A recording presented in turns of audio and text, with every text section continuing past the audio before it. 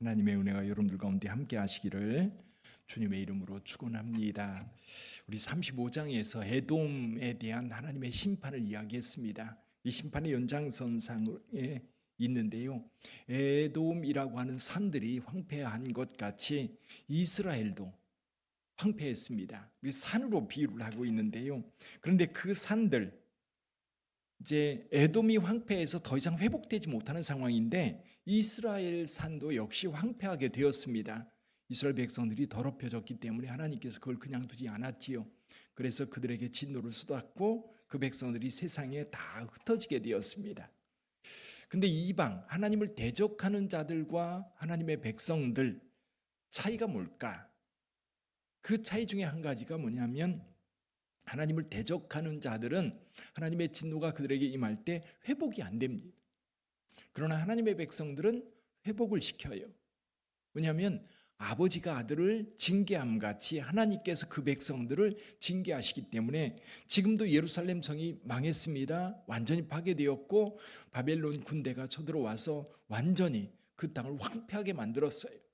그것으로 끝나는 게 아니라 하나님은 다시 이스라엘 백성들을 일으켜 세우십니다. 그 내용이 오늘 본문의 말씀에 나오고 있는 내용입니다. 이제 하나님께서 이스라엘 백성들을 어떻게 회복시키는지 한번 볼까요? 8절을 좀 같이 읽어봅니다. 8절 같이 읽어봅니다.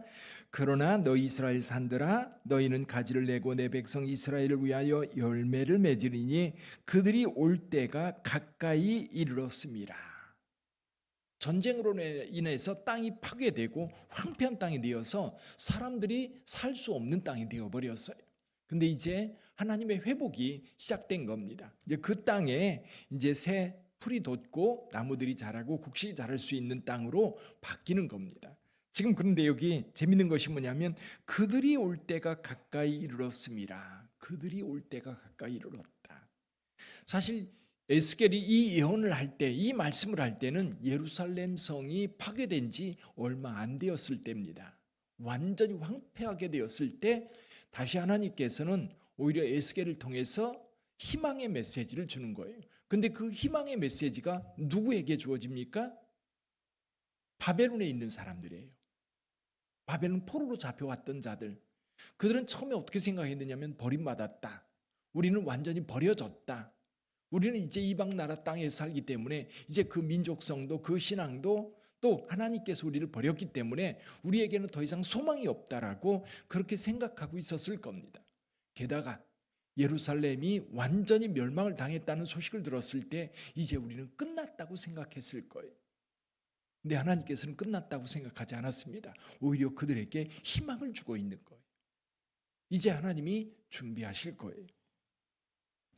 이스라엘이 더러워졌습니다. 그래서 하나님께서는 진노를 했고요. 그 백성들을 온 세상에 다 흩었어요. 다 흩어지면서 이스라엘 백성들이 사는 곳에서마다 하나님의 이름이 더럽혀졌어요. 어떻게 하나님의 이름이 더럽혀졌지요? 그들은 하나님의 백성이었어요. 근데 하나님의 백성이었는데 하나님의 말씀을 따르지 않고 오히려 하나님을 배신하고 이방신을 섬김으로 인하여 하나님이 진노를 하셨어요. 그래서 하나님의 백성이기 때문에 하나님이 보호하시고 하나님이 지켜주셔야 될 것 같은데 오히려 하나님께서 그 백성들을 버린 것이 된 거예요. 그러니까 그들이 있는 곳에서 이스라엘 사람들의 하나님 그 이름이 모욕을 당하고 그 이름이 더럽힘을 당하고 그 이름이 욕을 먹었던 겁니다. 근데 오늘 본문의 말씀에서 하나님께서 그 이름을 회복시키겠다고 말씀하세요. 그 이름을 누가? 하나님 자신이. 그럼 어떻게 그 하나님의 이름을 거룩하게 회복시킬 수 있을까요? 그건 다름이 아니라 이스라엘 백성들을 거룩하게 하면 이제 하나님의 이름이 다시 거룩해지는 겁니다. 우리 여기 23절을 한번 읽어볼까요? 23절 같이 읽어봅니다. 여러 나라 가운데서 더럽혀진 이름 곧 너희가 그들 가운데서 더럽힌 나의 큰 이름을 내가 거룩하게 할지라. 내가 그들의 눈앞에서 너희로 말미암아 나의 거룩함을 나타내리니 내가 여호와인 줄을 여러 나라 사람이 알리라. 주 여호와의 말씀이니라. 내용이 이렇습니다. 이스라엘이 거룩한 백성으로 택함 받았어요. 근데 거룩한 백성으로 택함을 받았는데 그들이 거룩함을 지켜가야 그들도 거룩해지고 뿐만 아니라 그들을 선택한 하나님의 이름도 거룩해지는 거예요. 하나님의 이름도. 그런데 이스라엘 백성들이 거룩함을 지키지 않았어요. 그러다 보니까 이스라엘 백성들이 더러워졌습니다. 그러다 보니까 그들의 하나님도 그 이름이 더럽혀진 거예요. 그래서 하나님이 진노를 쏟아부었고 이스라엘 땅은 황폐하게 되었고 그 백성들은 세상에 다 흩어졌습니다. 이제 흩어진 것을 보면서 하나님께서 이제 하나님의 거룩한 이름을 다시 거룩하게 세워야 될 때가 됐다 말씀하시는 겁니다. 그래서 여기 내가 내 이름을 거룩하게 하겠다. 하나님께서 하나님의 이름을 거룩하게 하는 방법, 그게 뭐죠? 그건 하나님의 백성을 다시 거룩하게 세우는 겁니다. 하나님의 백성이 거룩하게 세워지면 그들의 하나님이 그 이름이 거룩해지는 거지요. 24절 한번 볼까요? 24절, 25절 같이 읽어봅니다. 내가 너희를 여러 나라 가운데에서 인도하여 내고 여러 민족 가운데에서 모아 데리고 고국 땅에 들어가서 맑은 물을 너희에게 뿌려서 너희로 정결하게 하되 곧 너희 모든 더러운 것에서와 모든 우상 숭배에서 너희를 정결하게 할 것이며 정결하게 할 것이며 우리 하나님께서 그들을 정결하게 하리라고 말씀해 주고 계세요. 근데 어떻게 정결하게 합니까? 맑은 물을 뿌려서 그들을 거룩하게 하겠다. 우리 26절, 27절 더 읽어보지요.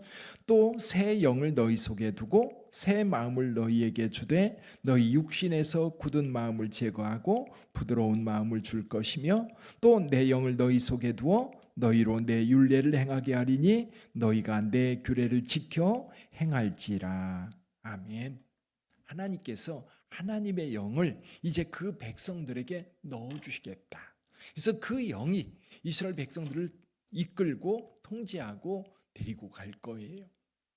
자, 그런데 그 영이 속에 들어오면 이스라엘 백성들은 어떻게 살 거냐면 하나님의 말씀을 따라 살게 될 거예요. 하나님의 말씀을 따라. 자, 오늘 본문의 말씀을 우리 교회에 한번 적용해 볼까요? 자, 교회가 거룩하면 세상 속에서 하나님의 이름이 거룩함을 받을 거예요. 교회가 지역사회 속에서 칭송을 받는다면, 그리고 교회가 지역사회 속에서 이러면 칭찬받을 뿐만 아니라 주님의 몸된 교회의 선한 행위를 통해서 세상 사람에게 선한 영향을 끼친다면 세상은 교회를 칭송하면서 동시에 그 교회가 섬기는 하나님의 이름을 높이게 될 거예요. 교회가 세상 속에서 지탄을 받고 세상 속에서 욕을 먹는다는 얘기는 결국 우리 하나님의 이름이 더럽혀지는 거예요. 그래서 저와 여러분들이 이제 이 교회를 통해서, 그리고 제가 예수님을 믿어요. 그럼 세상 속에서 내가 거룩한 행동을 하지 않으면 나 때문에 내가 욕을 먹을 뿐만 아니라 내가 믿는 그 하나님이 욕을 먹는 거예요. 자, 그렇다면 저와 여러분들이 신앙생활할 때에 우리의 거룩함을 지키는 것이 곧 하나님의 거룩한 이름을 지키는 것이고 우리 하나님을 영화롭게 하는 것이다. 그럼 어떻게 우리 하나님의 이름을 거룩하게 하고 우리 교회가 세상 속에서 영광을 얻을 수 있을까요? 오늘 본문의 말씀에서는 두 가지를 말씀하세요. 하나는 하나님의 영, 성령입니다. 성령님이 우리 안에 계셔서 우리를 이끄실 때에 교회는 세상 속에서 하나님의 거룩한 이름을 드러낼 수 있어요. 하나님의 영, 성령께서 함께 하실 때, 여러분, 우리 빛된 교회는 성령이 함께하는 교회인 줄 믿습니다. 인간의 뜻이 아니라 누군가의 힘에 의해서 움직이는 것이 아니라 교회는 성령님이 이끄실 때에 교회는 살아있는 교회가 되는 거예요. 성령님이 이끄시는 교회가 될 때 우리 하나님께서 그 이름이 거룩히 여김을 받게 될 줄 믿습니다. 또 한 가지는 뭐냐면 하나님의 말씀을 지키는 거예요. 오늘 여기 27절에서 이렇게 말합니다. 또 내 영을 너희 속에 두어 너희로 내 율례를 행하게 하리니 너희가 내 규례를 지켜 행할지라. 하나님의 말씀을 따라서 살아갈 때에 하나님의 이름이 드러나요. 내 뜻이 아니라 내가 원하는 일을 할 때 하나님의 영광이 드러나는 것이 아니라 하나님의 말씀을 따라갈 때, 그리고 하나님의 말씀에 순종해 갈 때 하나님의 거룩한 이름이 세상 속에서 드러나게 된다. 그래서 여러분, 우리 빛된 교회는 하나님의 성령이 이끄시는 교회, 하나님의 말씀을 실천해 가는 교회, 세상 세파가 아무리 거세고 또 세상의 세속적인 영향이 아무리 강하다 할지라도 교회는 교회돼야 돼요. 어떻게 교회될 수 있습니까? 세상 철학이 아니라 성령의 능력 안에 성령의 힘으로 살아갈 뿐만 아니라 우리에게 주어진 이 말씀이 우리 교회가 가는 길에 기준이 된다고 한다면, 그리고 우리 성도들이 하나님의 말씀을 따르는 것을 제우선에 두고 그 말씀을 따라간다면 교회는 거룩해질 줄 믿습니다. 그 거룩한 교회를 통해서 하나님의 영광이 드러나고 하나님의 이름이 높임 받는 거예요. 여러분, 오늘 하루를 살아갈 때도 여러분들이 만나는 주변 모든 사람들에게 그리스도의 향기가 되고 그들에게 하나님의 영광을 드러내는 우리 빛된 성도들이 다 되시기를 주님의 이름으로 축복합니다. 기도하겠습니다.